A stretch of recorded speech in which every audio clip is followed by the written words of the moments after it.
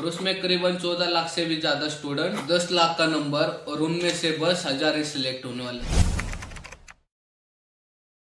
दुनिया की पांचवी सबसे बड़ी अर्थव्यवस्था, दुनिया का चौथा सबसे स्ट्रॉन्ग मिलिट्री वाला देश और दुनिया की सबसे बड़ी युवा आबादी बस भारत में है। बट इस युवा आबादी की एक डार्क साइड है, क्योंकि 55% की युवा आबादी होकर भी इस देश के युवा बस जॉब ही फाइंड कर रहे हैं। He is not make own life, he is live other life because the society and community brain wash is younger population. मतलब इस देश की सोसाइटी ने युवा लोगों का पूरा ब्रेन वॉश कर दिया कि तुमको बस गवर्नमेंट जॉब ही फाइंड करनी है, वरना तुम्हारा फ्यूचर बर्बाद। 12th साइंस से क्लियर कर रहे होंगे तो तुम्हारे घर वालों का जरूर ये सपना होगा कि तुम नीट और जेईई दो, उसकी वजह से तुम इंजीनियरिंग बनो। नीट जेईई इंडिया में होने वाला सबसे बड़ा एग्जामिनेशन जो हर साल लिया जाता है और उसमें करीबन 14 लाख से भी ज्यादा स्टूडेंट्स एग्जाम को देते हैं और उनमें से बस 8% के स्टूडेंट्स उसे क्लियर कर पाते हैं या सीट्स पा लेते। और उसके आगे भी बहुत सारे प्रोसेसिंग होती है, कॉलेज के लिए अप्लाई, उसके लिए एंट्रेंस एग्जाम। उसके बाद करीबन 50 से 60 हजार स्टूडेंट उसे क्लियर कर पाते हैं, उनमें से भी थोड़े से कम होकर 30 से 40 हजार स्टूडेंट इंजीनियरिंग या डॉक्टरी के लिए जा पाते हैं। और जो स्टूडेंट नीट जेईई क्लियर नहीं कर पाता वो खुद की जिंदगी बर्बाद समझ लेता है। और ऐसा नीट और जेईई के लिए नहीं, गवर्नमेंट जॉब के लिए भी आज के युग में बहुत सारा कंपटीशन। यूपीएससी सरकार द्वारा होने वाला सबसे बड़ा एग्जाम, जिसमें हर साल 10 लाख से भी ज्यादा कैंडिडेट्स इस एग्जाम को देते हैं और उनमें से बस 1000 ही कैंडिडेट से कंप्लीट कर पाते हैं। 10 लाख का नंबर और उनमें से बस 1000 ही सिलेक्ट होने वाले। और ऐसे यूपीएससी के लिए नहीं, क्योंकि पुलिस सिलेक्शन एग्जाम के लिए भी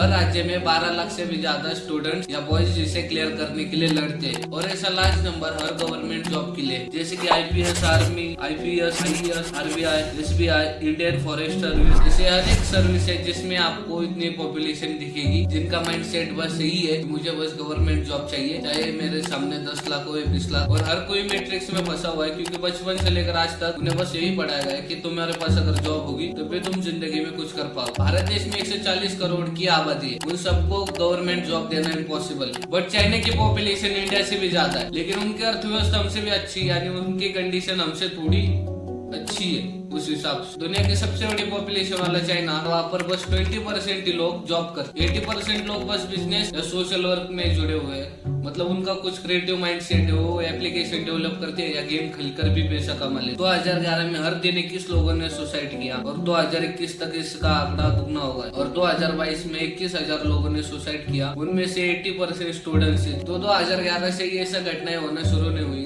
क्योंकि 2009 को एक मूवी आई थी जिसका नाम था 3 इडियट्स, जिसमें इंजीनियर्स और अदर करियर स्टूडेंट्स पर होने वाले अत्याचार को या प्रेशर को दिखाया गया कि कैसे इनको और इन पर दबाव डाला, इसी वजह से इन स्टूडेंट्स ने सुसाइड तक अटेंड कर लिया। तो दुनिया में मैट्रिक्स को कोई जोड़ नहीं, ऐसा नहीं हो। कई लोग मैट्रिक्स को तोड़कर अपना भविष्य सबसे बड़ा बना। एग्जाम्पल के रूप में Narendra Modi, Virat Kohli, Adani, business player, social creator, developer जैसे अनेक थे जिन्होंने अपने करियर को अलग रूट में चलाया और उसमें वो सक्सेसफुल हो।